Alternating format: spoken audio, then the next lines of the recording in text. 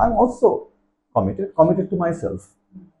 আমি যেটা ডিসকভার করেছি, জয়রাজের শরীরে নাচ আছে এবং খুব গ্রেসফুল জয়। এই যে ভয় করে কিন্তু আমি অতিক্রম করছি, একটা ট্রান্সফরমেশন ঘটছে কোথাও না কোথাও, ওইটাই সাহস।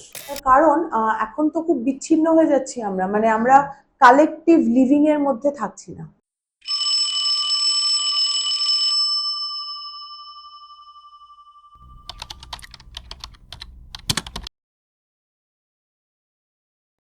আজকে যাদের সঙ্গে কথা বলবো, প্রথমেই একটা ডিসক্লেমার দেওয়ার আছে যে আমরা এই পুরো এক্সপেরিমেন্টটা এই বছর থেকে শুরু করেছি। এটা মূলত আমাকে ওরা, আমার দলের ছেলেমেয়েরা বলেছে, এবং আমি নিজেও যাদেরকে আমি ভালোবাসি, যাদেরকে আমি শ্রদ্ধা করি, তাদের সঙ্গে আমার নিজের কিছু কথোপকথন মানে অনেক জমে থাকে, অনেক কোয়েশ্চেনস আর কি, সেইগুলো আমি তাদের সাথে বসে একটা নির্ভেজাল আড্ডা। প্রথমে যে ছেলেটির কথা বলি, ছেলেটিকে আমি খুব আমার স্যালাড ডেজ থেকে চিনি, ওর ছোটবেলা থেকে চিনি।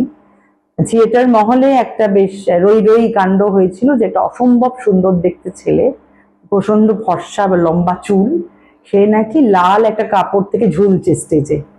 তো সেইটা দেখার জন্য প্রচুর, এবং ওই সময় আমার মনে আছে বহু মেয়েরা একদম পাগল ছিল ওকে নিয়ে, এখনো নিশ্চয়ই আছে। তো সেই ছেলেটি আমার খুব ভালোবাসার জয়রাজ, যার সঙ্গে আমার ভালোবাসা এবং ঝগড়া সবই রকম হয়েছে। একটা অদ্ভুত ছেলে, যার দিকে আমি তাকিয়ে থাকি, যাকে দেখে অনুপ্রাণিত হই, এবং যার সঙ্গে কথা বলতে ভয় করে না। একটা অদ্ভুত জিনিস কিন্তু, যে আমার মনে হয় যে যে কোনো প্রশ্ন ওকে করলে বা যে কোনো জিনিস জিজ্ঞেস করলে ওর থেকে একটা লজিক্যাল উত্তর পাওয়া যাবে। জয়রাজ এবং আরেকজনের প্রেমে আমি সম্প্রতি পড়েছি, তার কথা বলছি, সে হচ্ছে শ্রাবন্তী। শ্রাবন্তীর প্রেমে পড়েছি কারণ এটা খুব সহজ বিষয়। যে দেখুন, আমি মনে করি আমি খুব সুন্দরী, এবং আমি মনে করি শ্রাবন্তীও ভীষণ সুন্দরী, শ্রাবন্তী নিজেও সেটা মনে করে যে খুব সুন্দরী। আসলে এটা কেন বলছি, কারণ এই যে সোসাইটি না খুব ডিফাইন করে দেয় that this is the parameter of beauty, কিন্তু এই যে বিউটির জন্য রকম ডেফিনেশন হয়, বিউটি যে আর্টে থাকে, বিউটি যে মাইন্ডে থাকে, বিউটি যে পড়াশোনায়, রিফাইনমেন্টে বা মানুষের সঙ্গে কথাবার্তায় থাকে, জীবন যাপনে থাকে, তার একজন আমার মনে হয় যে Srabanti defines beauty. It's a different concept of beauty. তো শ্রাবন্তী যে এখন ডিরেকশনের কাজও করছে, কিন্তু আমার ওদের দুজনকে দেখে খুব আনন্দ হয় এবং খুব আশা হয় যে এরা দুর্ধর্ষ কাজ করবে। তো সেটা নিয়েই কথা হোক তাহলে। জয়রাজ, বল, তোকে দেখে যে এরকম যুগ যুগ ধরে যে মেয়েরা একদম পাগল, সেটা নিয়ে কিছু বল। আমি তো দেখতে পাচ্ছি যে আমাকে নিয়ে ছেলেরাও বেশ পাগল হচ্ছে, আর সেইটা আমি বেশ রিলিজ করছি এখন। মানে আমাদের সবার মধ্যেই তো নানা রকম বড় হওয়ার মধ্যে, আমি ধরো একেবারেই একটা মফস্বলে হাওড়ায় বড় হয়েছি, বাংলা মাধ্যম স্কুলে পড়েছি, শিবপুর। তো তার ফলে এই এই যে যে ধরনের এই ধরনের ফোবিয়া, এগুলোর মধ্যে দিয়ে আমাদের বড় হওয়া, একটা পর্যায়ে এসে সেটা হয়তো কিছুটা চ্যালেঞ্জ করা, কিছুটা জানা, সেটার মধ্যে যে অনেকগুলো ভ্রান্তি থাকে সেটাকেও অ্যাড্রেস করা, সেটাও ঘটে। তো তার ফলে এখন যদি আমি জানতে পারি যে মানে আমি অ্যাপ্রিসিয়েট করতে পারি, যেরকম তুমি বললে যে নির্দিষ্টভাবে যদি মেয়েদের সাথে কথা বলতে ভালো লাগে, কিন্তু আমার ছেলেদের সাথেও এখন তাদের যে সৌন্দর্য, সেই সৌন্দর্যটাকে অ্যাপ্রিসিয়েট করতে আগে হয়তো আমার মধ্যে একটা কোনো ধরনের ইনহিবিশন, কোনো ধরনের একটা জড়তা হয়তো ছিল। আমি এখন পুরো অতিক্রম করে ফেলতে পেরেছি সেটা কিনা জানি না, কিন্তু সেটা যে অস্বাভাবিক নয়, সেটারও যে একটা জোর আছে, সেটার কিছু দাবি আছে, সেটার সাথে একটা এঙ্গেজমেন্টে আসা যায়, এইটা আমাকে বেশ আনন্দ দিচ্ছে। আমি তোকে অন্য কথা জিজ্ঞেস করি, তোর সঙ্গে যেটা আমি সবসময় খুব দেখেছি, যে তুই একদম ভয় পাস না, ইউ ডোন্ট হ্যাভ ফিয়ার, এবং তোর একটা প্রচন্ড কনভিকশন আছে, সেটা নিয়ে তুই লড়ে যাস। অনেক সময় ধর আমি দেখেছি পুলিশের মুখোমুখি তুই অনেক কিছুই দেখি, তো তখন মাঝে মাঝে খুব ভয় হয় যে বাবা কিছু যেন না হয়। এই যে পুরো পাওয়ার, এই যে not to be afraid, your conviction, এটা নিয়ে কিছু বল, এবং সেটা থিয়েটারের সঙ্গে যদি একটু রিলেট করতে পারিস।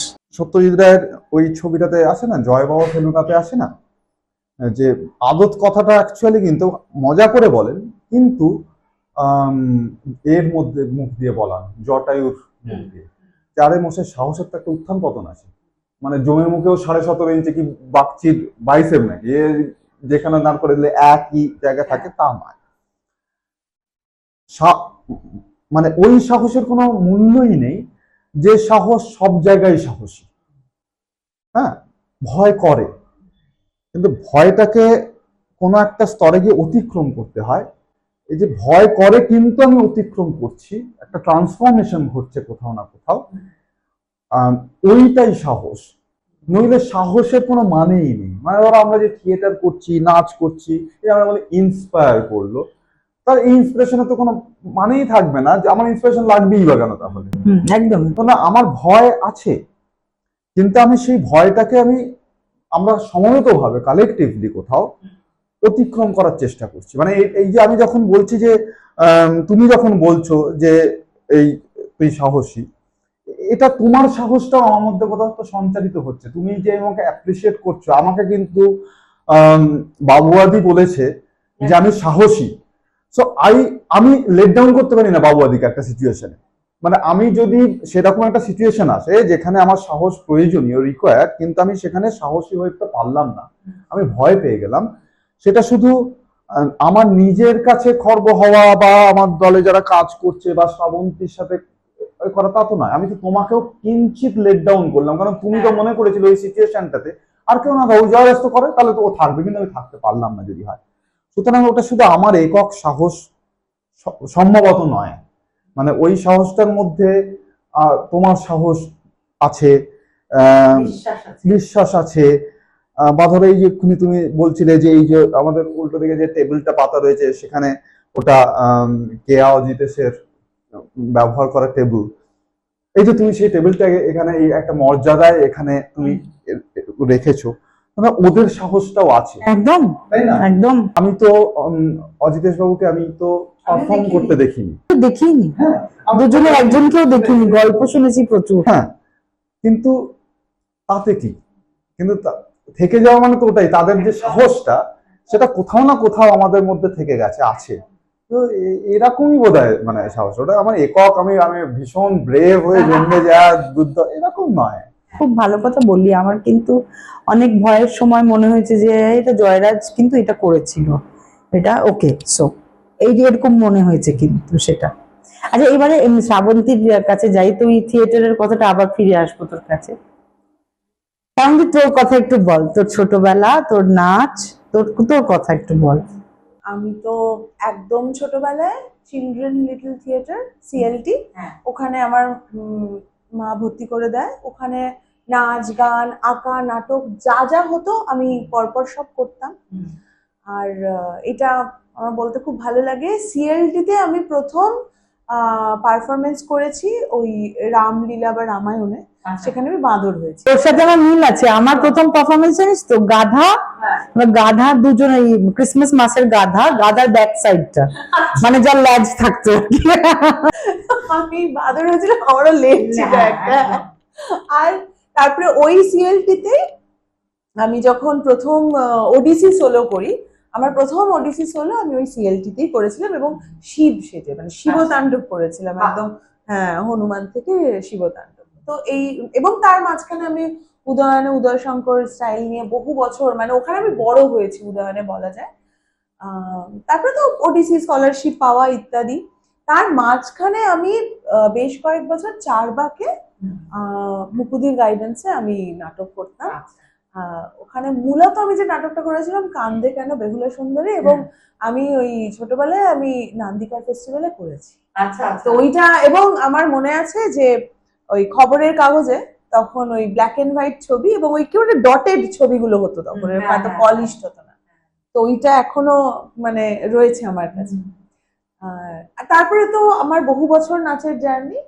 এবং সেখান থেকে যেহেতু মাঝখানে আমি থিয়েটারটা ছেড়ে দিয়েছিলাম, নাচের জার্নিটা কমপ্লিট তো না, মানে ওটাতে আমি আর কি মনোনিবেশ করব বলে 2016-তে আমি আবার নতুন করে জয়রাজের একটা ফেসবুক পোস্ট দেখে আমার মনে হলো যে করি।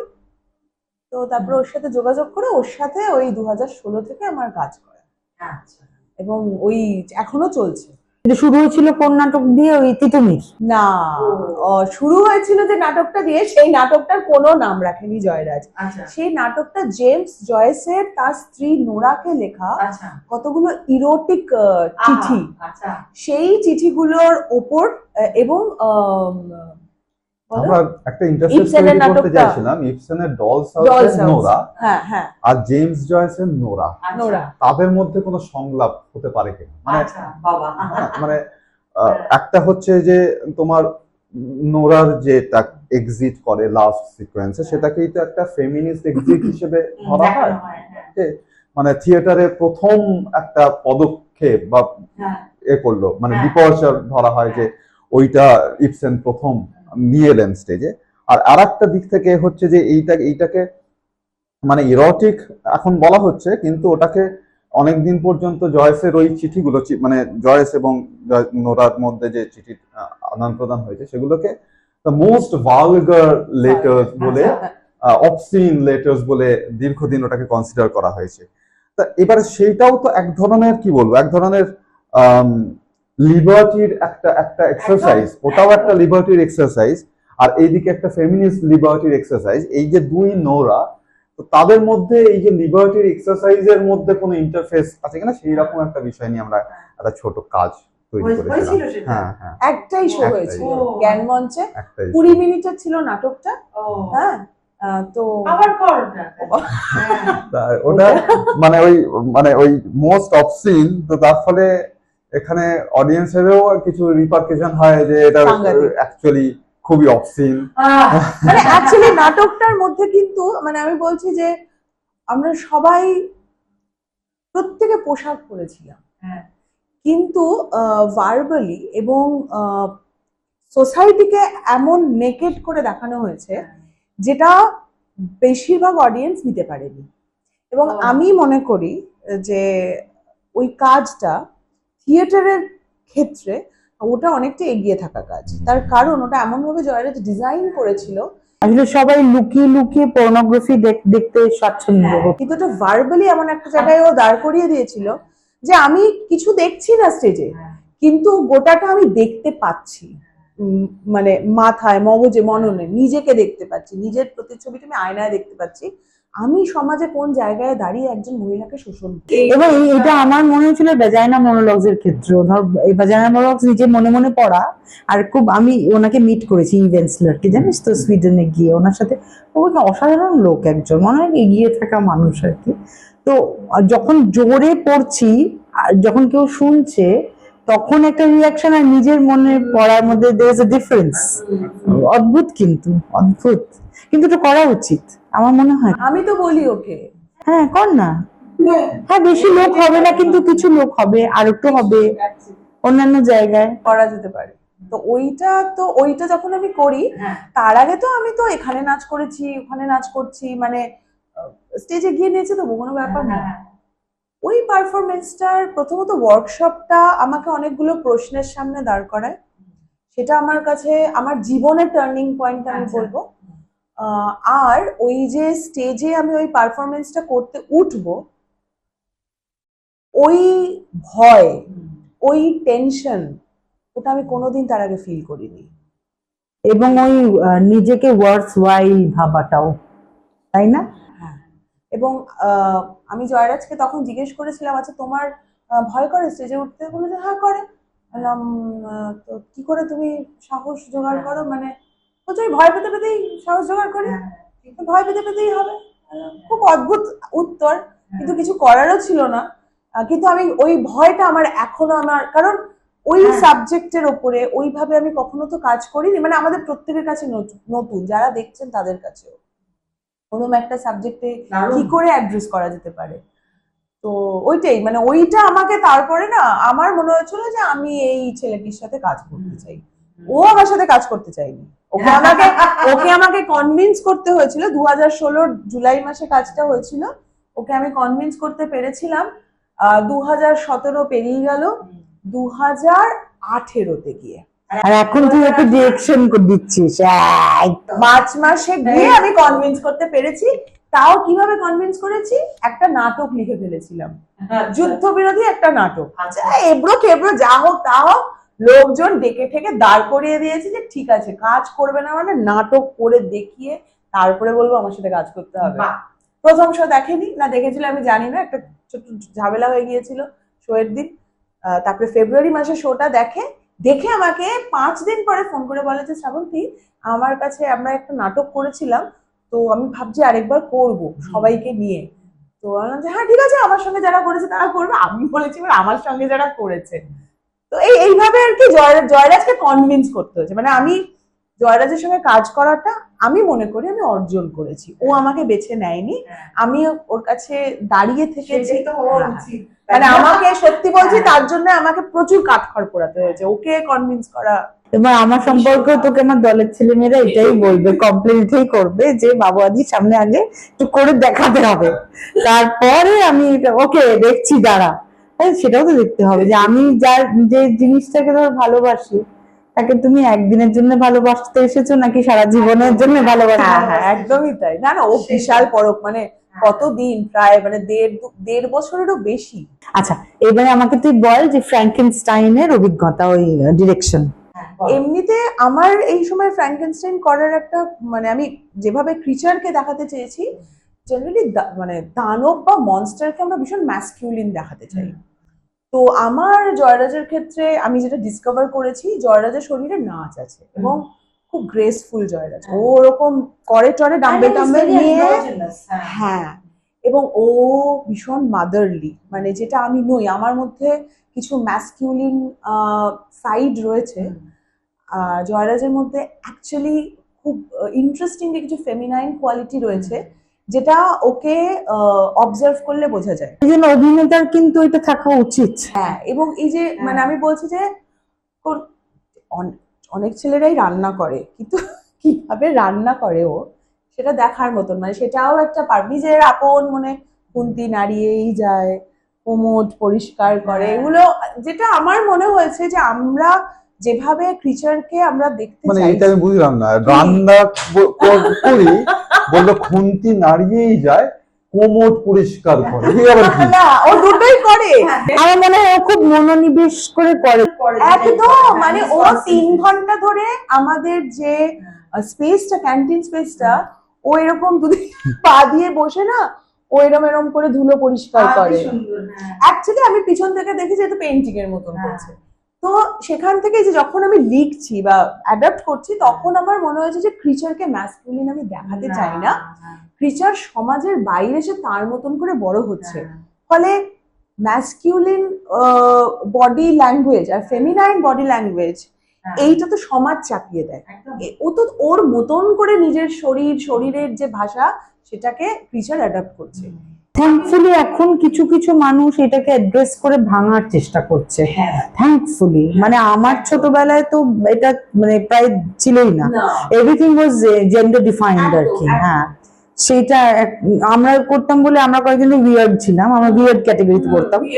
হ্যাঁ, কিন্তু এখন থ্যাঙ্কফুলি পিপল আর মোর অ্যাওয়্যার, থ্যাঙ্ক গড। আমার অ্যাডোলেসেন্স পিরিয়ড আমি খুব রোগা ছিলাম, এখনো আমার হাতের শিরাগুলো না মোটা মোটা খোলা খোলা। তো আমাকে কিন্তু এটা ফেস করতে হয়েছে, এই বডি শেমিংটা, এবং ওই রকম একটা বয়সে সবার সামনে বাবা দেখ কেমন ব্যাটা ছেলেদের মতন হাত না, শিরাগুলো কি মোটা মোটা এইরকম। এবার তখন ওটা মনে ধাক্কা লাগে। এখন আমার মনে হয় যে হ্যাঁ তখন আমার খারাপ লেগেছিল, কিন্তু সমস্যাটা তো কিছু নেই, মানে কিসের সমস্যা, ওতেই পারে হাতের শিরা মোটা। বাবা এই তো এটা তো আলাদা একটা মানে বসে আড্ডা মারবো। ওর সাথে আমার কথা হচ্ছিল, এর মধ্যে দিয়ে তো কখনো যায়নি, এটাও তো একটা এক্সপিরিয়েন্স, একটা প্রসেস। মানে মানুষ হিসেবে যে চেঞ্জ হয়েছে, যেটা বললো যে মানুষ হিসেবে চেঞ্জ হচ্ছি, নিজেকে জানতে পারছি, নিজের ভালো লাগা বা নিজের মধ্যে একটা লিবার্টি ফিল করছি, এইটা আমার পক্ষে পসিবল হতো না যদি ক্রিচার চরিত্রে ও এই প্রসেসটার মধ্যে ও সহমত না হতো। এবং খুব সুন্দর লেগেছে, খুব ভালো লেগেছে। ও নিজেকে তৈরি করেছে, মানে আমার, হ্যাঁ মাঝে মাঝে আমি প্রচন্ড রেগে গেছি জয়রাজকে, এবং আমি অ্যাকচুয়ালি ওকে বকাবকি করেছি।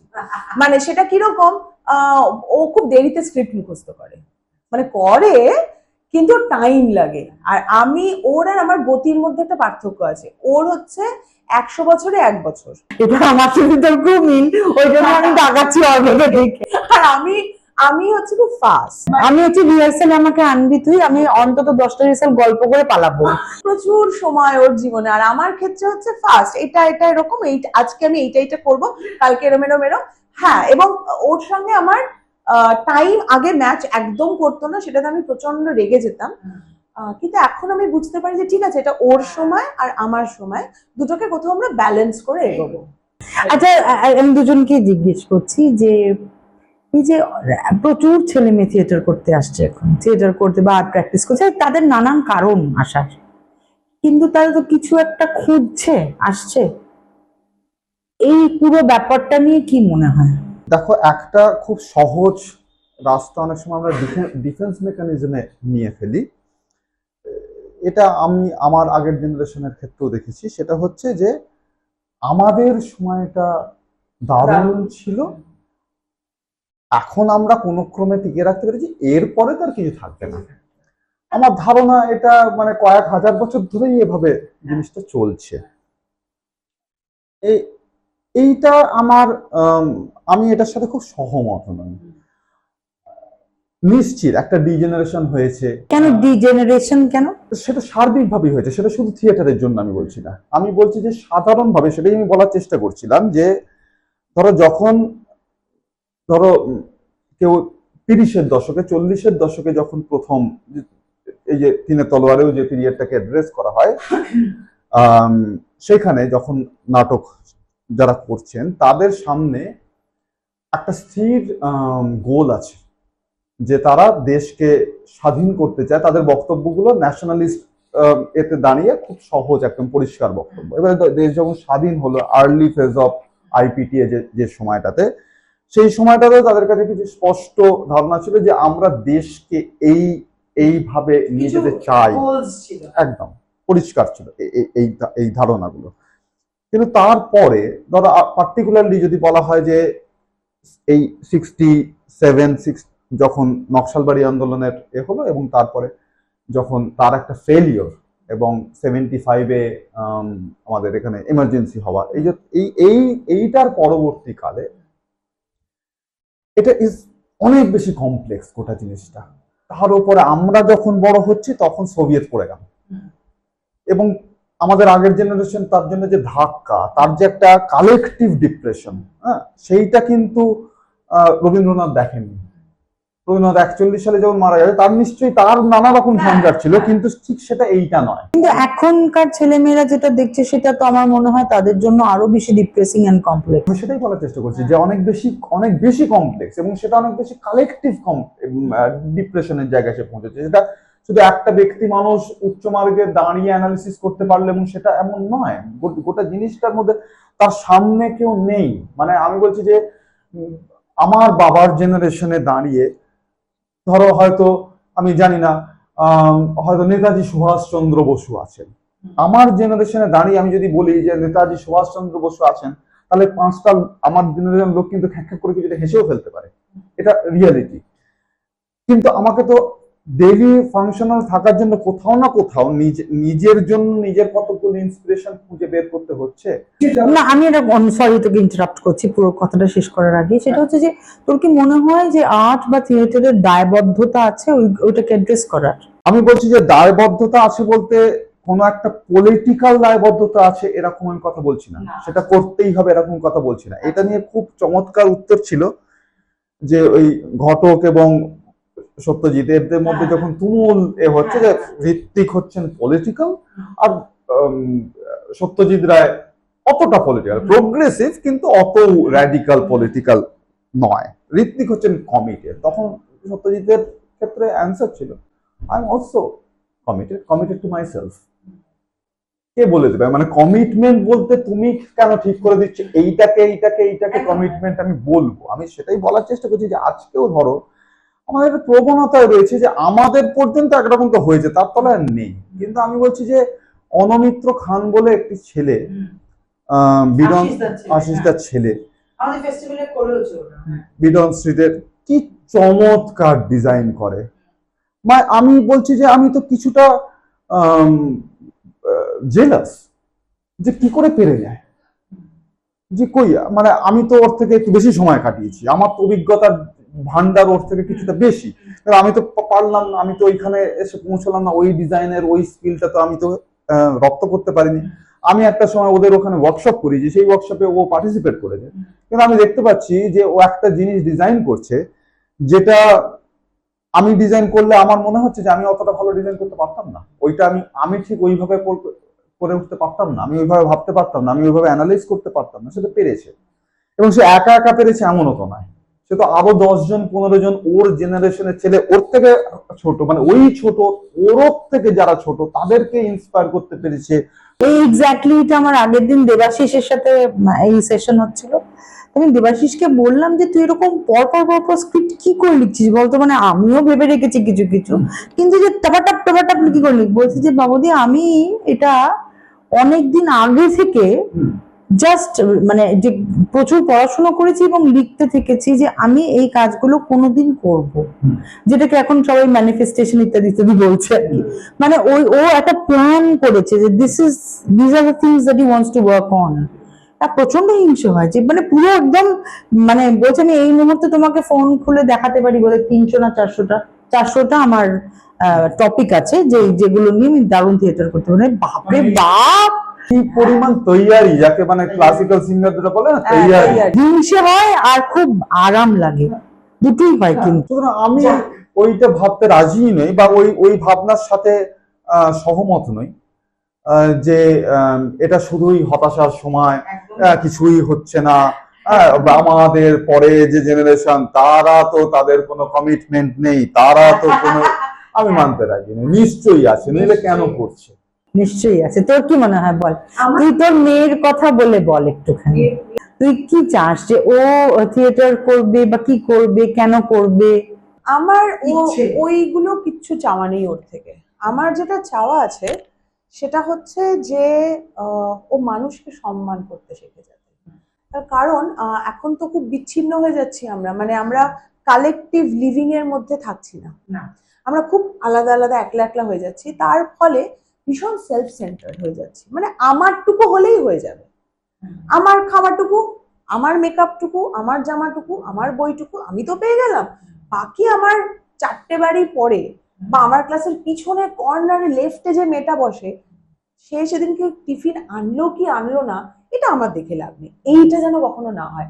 আমার নিধাকে বলা আছে যে তুই ফেল কর, তুই একটা ক্লাসে 2বার থাক, আমার কোনো অসুবিধা নেই, কিন্তু তুমি মানুষের সাথে মিসবিহেভ করে কাউকে কষ্ট দিও না। কিন্তু আমার উল্টো একটা জিনিসও হতে পারে জানিস তো, সেটা একটা উল্টো জিনিস হতে পারে। আমি দেখেছি এটা, যে অনেক সময় ভাব করতে গেছি, সে ভেবেছে যে নিশ্চয়ই এর কোনো আলটেরিয়ার মোটিভ আছে, বাট কেন হয়তো ভাব করতে চায়, এটা হয়তো তখন দুঃখ কষ্ট হবে। কিন্তু আমি বলছি যে না, আমিও কালকেই ওর সাথে কথা হয়েছে একটা বিষয়ে, যে দেখো আমি তোমাকে এই পৃথিবীর কোনো দুঃখ থেকে আড়াল করতে পারবো না, আমি তোমাকে হ্যাপি রাখতে পারবো না, তুমি দুঃখ পাবে, কিন্তু আমি তোমাকে বলে দিতে পারি যে আমাকে আমার এক্সপিরিয়েন্স থেকে আমি বলতে পারি যে তুমি দুঃখটাকে কিভাবে ওভারকাম করতে পারবে, আমি এইটুকুনি রাস্তা দেখিয়ে দিতে পারবো। এবার তুমি ওভারকাম করতে যদি না পারো সেটা তোমাকেই ট্রাই করতে হবে, আমি পাশে আছি। আমার বাবাও আমাকে এক্স্যাক্টলি কথা বলতেন, একদম এখনো বলেন যে সব ভুলগুলো করো, যখন একদম অথই জলে পড়বে তখন আমি চেষ্টা করবো তোমাকে বাঁচানো। এমপ্যাথ হোক, এমপ্যাথ যারা তাদের কষ্ট, মানুষের অনেক দুঃখ কষ্টকে অ্যাবজর্ভ করে, কিন্তু পৃথিবীতে এমপ্যাথ মানুষ নেই, যার বেশিরভাগ মানুষই এখন খুব না মানে অন্যের প্রতি ট্রমা ডাম্প, প্রত্যেকে আমাদের নানা রকম ট্রমা আছে, কিন্তু আমি উল্টো দিকের মানুষটার প্রতি ট্রমা ডাম্প করে ফেলছি, কষ্ট দিয়ে ফেলছি।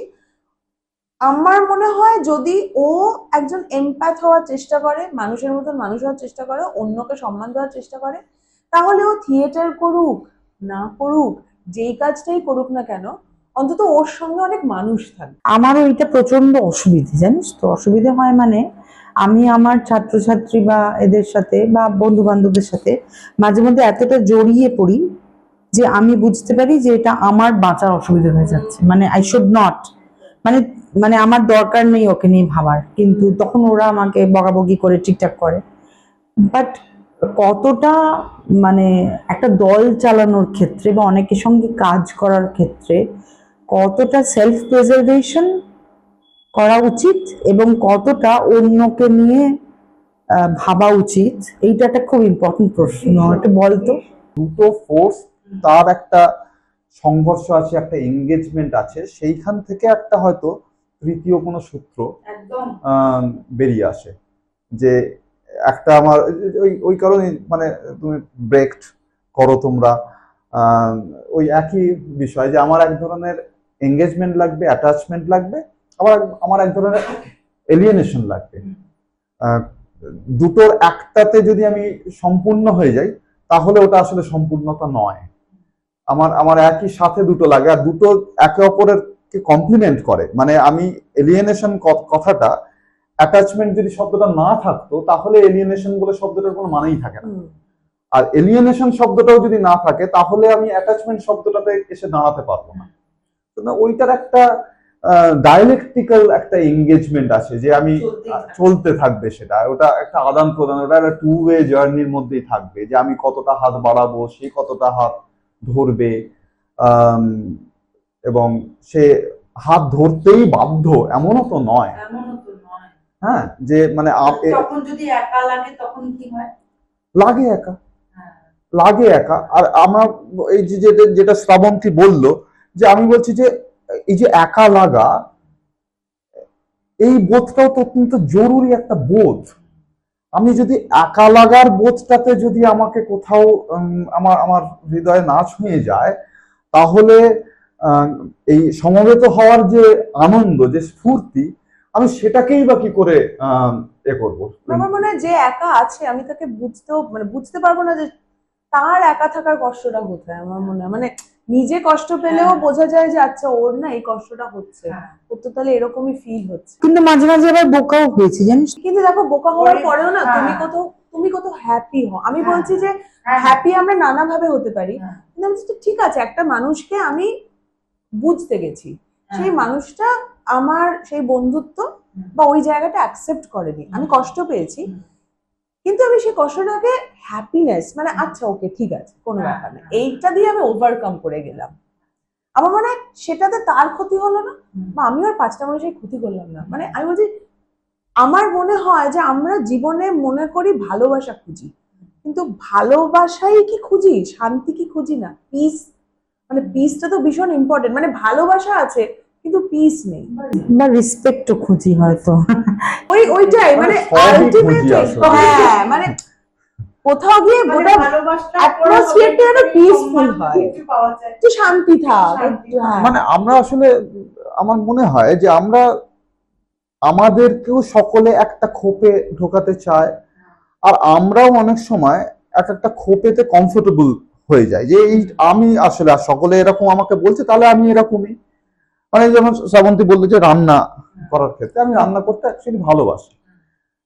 এবারে ধরো আমি এইটার মধ্যে আমিও হয়তো একটুখানি জুড়ে নিয়েছি যে আমি আসলে সকলের জন্য রান্না করতে ভালোবাসি। হ্যাঁ, সেটা বাসি, কোনো সন্দেহ নেই যে সকলের জন্য রান্না করতে ভালোবাসি, কিন্তু আমি দেখেছি যে আমি যখন অনেকদিন বিদেশে থেকেছি, আমি একদম একা, কেউ নেই, আমি না নিজের জন্য রান্না করতে ভালোবাসি, যে একদম নিজের জন্য একা, এবং খুব ভালো করে যত্ন করেই সে রান্নাটা করছি, এবং আমার খুব একটা প্লেজার আছে, নিজেই খাচ্ছি এবং নিজেই নিজেকে অ্যাপ্রিসিয়েট করছি যে ভালো তো রান্নাটা করেছি, এটার একটা নিজের প্লেজার রয়েছে। এবং আমি মনে করি না যে এটার জন্য আমি আসলে একটু বামপন্থা থেকে বিচ্যুত হয়ে গেলাম। আমি একেবারে বাবা আমি তো একা একা খেলাম, বেশ খরচ করেই রান্নাটা করেছি, আমার ভালো লাগে, আমার ওটাতে আমি কোনো অসুবিধা দেখি না, আমার চমৎকার লাগে ওটাও। হ্যাঁ, খুব সুন্দর। আচ্ছা, এই যে শুধু যে বললি যে সবাইকার জন্য রান্না করা, এই ব্যাপারটা, এই পুরো বিষয়টা বল। আমি যেখানে বড় হয়েছি, কিন্তু গেলে আমি যেখানটায় গেলে ওটাই আমার পাড়া। এবারে আমার ধারণা যে আমরা হচ্ছে উদ্বাস্তু পরিবার। আমার বাবা একদম ওই 47-এ যখন ভাগ হচ্ছে, পাকিস্তান এবং ভারত, পূর্ব পাকিস্তান থেকে আসা, এবং পথশ্রমেই আমার বাবার বাবা, আমার ঠাকুরদার, তিনি মারা যান, এবং আমার বাবার তখন 6 মাস বয়স। তার ফলে আমার বাবার, তার বাবার কোনো স্মৃতি নেই। প্রবল দারিদ্র, প্রচন্ড কষ্ট, তার মধ্য দিয়ে বাবাদের ওই হাওড়াতে এসে ওই এলাকাতে করা।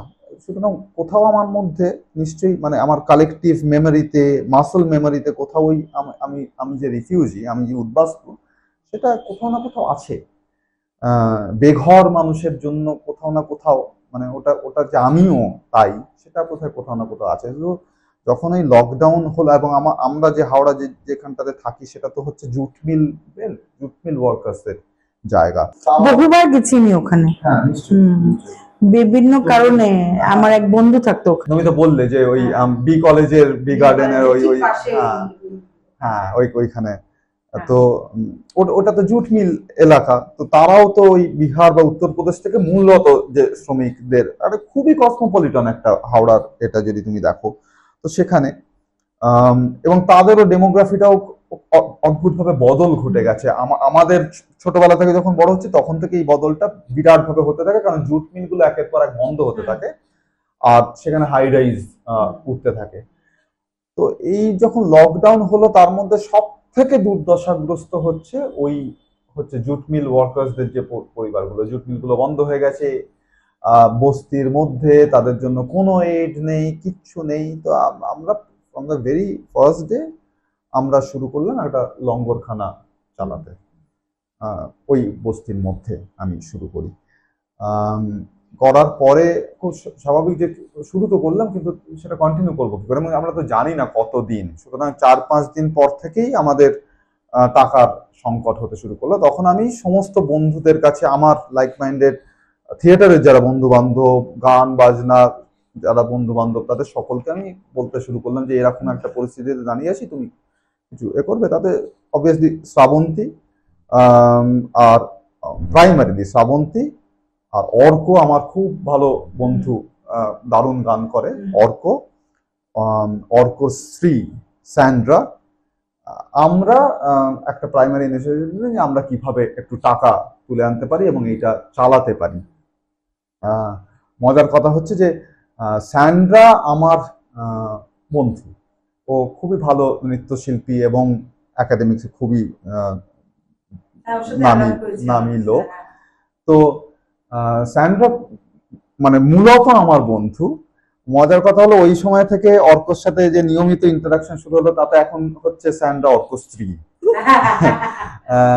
অর্ক স্ত্রী, এবং সেটাও খুব মজার যে আমরা ওদের যে বিয়ের পরে যে সেলিব্রেশন যেটা হয়, সেটা কমিউনিটি কিচেনে রান্না করে, সেখান থেকেই। আমি আমার অর্ককে অনেকদিন ধরে চিনি, জানিস তো, সীমাদির ছেলের বন্ধু। তো আমরা ওটা শুরু করি, করে একটা পর্যায়ের পরে আমরা ঠিকই করি যেটা আমরা আর চালাতে পারবো না, কোনো মতেই আমরা টানতে পারছি না, কারণ অনেক টাকা সাবসিডি আমাদের দিতে হচ্ছে। তো আমি বলি যে এটা আমরা আর পারছি না, আমি তুলে দেবো, আর বন্ধ করতে হবে, কিছু করার নেই, আমাদের আর কোনো রসদ নেই। তাতে শ্রাবন্তী আমাকে বলে যেটা বন্ধ করা যাবে না, বন্ধ করা যাবে না, আমার কোনো টাকা নেই। তখন শ্রাবন্তী বলে যে টাকা নেই, আমি নাচ করে টাকা তুলব। আমি জানি না কি করে নাচ করে টাকা তুলবে। তো আমরা তখন অনলাইন কনসার্ট করতে শুরু করি ওই সময় থেকে, এবং সেটা অদ্ভুত। আমরা তার আগে কিন্তু কোনো প্রেসিডেন্সও নেই যে অনলাইন কনসার্ট বলে কিছু হতে পারে। মানে থ্রু ফেসবুক আমরা অনলাইন কনসার্ট শুরু করি, এবং সেটা যে পৃথিবীর কোন কোন দেশের কোন কর্নার থেকে সেটা টিকিট কেটেছেন, লোকে দেখেছেন পুরো অনুষ্ঠানটা। মুখ্যত তো বাংলায় প্রোগ্রামটা হচ্ছে, কিন্তু ধরো সার্বিয়ার কেউ একজন দেখছেন এবং তিনি একটা টাকা পাঠাচ্ছেন, কন্ট্রিবিউট করছেন। এইভাবে আমরা অনেক দিন পর্যন্ত চালাই ওই গোটা ক্যান্টিনটাকে।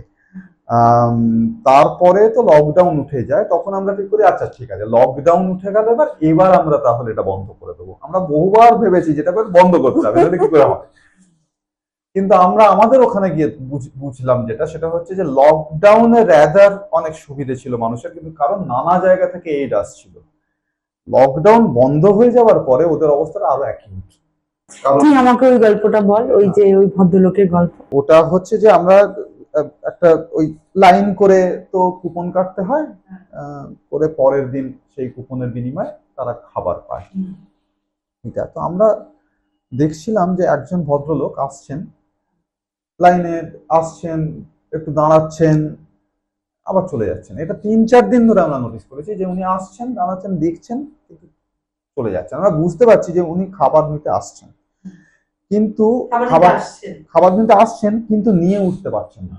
মানে তার মধ্যবিত্ত আপব্রিঙ্গিং তাকে নিতে দিচ্ছে না যে আমি গিয়ে লাইনে দাঁড়িয়ে খাবারটা নেব। কারণ ধরো হয়তো যিনি ওর সামনে দাঁড়িয়ে আছেন কি পেছনে দাঁড়িয়ে আছেন, হয়তো তিনি রিক্সা চালান, আর হয়তো ওনাকেই হয়তো সেই রিক্সা করে তিনি নিয়ে এসে দেন, এটা রিলেশনশিপ। তার ফলে উনি সেটা ওভারকাম করতে পারছেন না। তখন আমরা তাকে জিজ্ঞেস করি যে জিজ্ঞেস করারও তো একটা বিপদ আছে, মানে ওর এত হয়তো ইগো হার্ট হলো যে উনি আরো একটা মানে সেন্টিমেন্টে নিয়ে ফেললেন যে মুশকিল হয়। তো তবুও আমরা একটুখানি জিজ্ঞেস করি, একটুখানি বোঝার চেষ্টা করি যে কি এই ধর এই যে নাটকের মধ্যে, সরি ইন্টারভিউ, নাটকের মধ্যে যে এই যে সবাইকে একটা টিফিন আসে খাবার দেওয়ার ব্যাপারটা, এটা তো আমার মনে হয় সব থেকে ডিফিকাল্ট একটা বিষয় হ্যান্ডেল করা।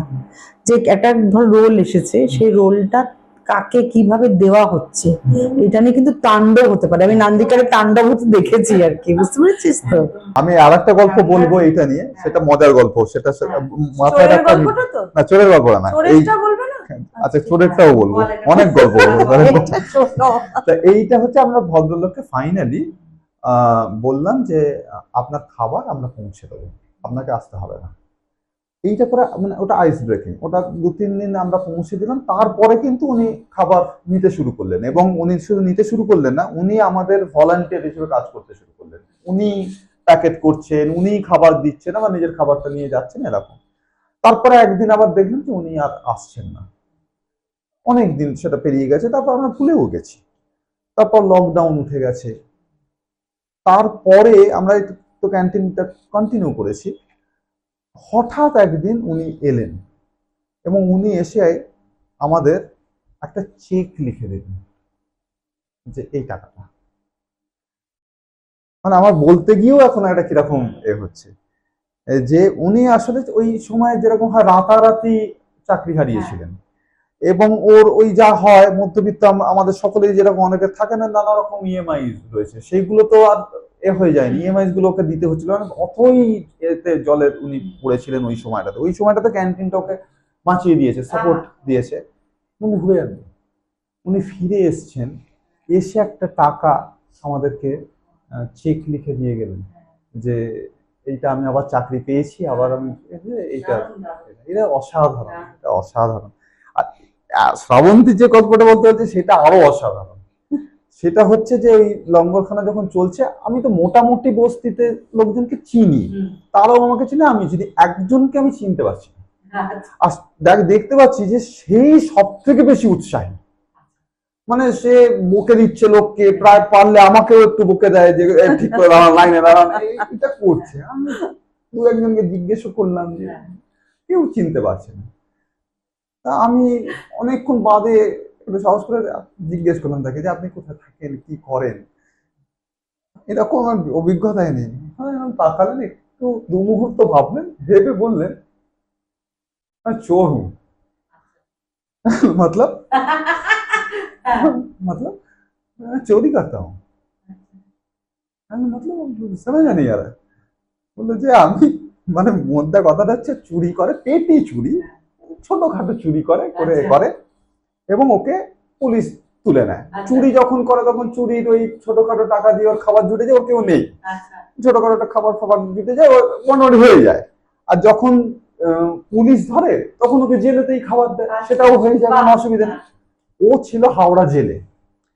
কোভিড হওয়াতে জেল থেকে এরকম পেটি ক্রিমিনালদের রিলিজ করে দিয়েছে যে যদি কোভিড হয় তখন চুরি করবে, তার দায়িত্ব কে নেবে, হানা টানা, এদেরকে ছেড়ে দিয়েছে।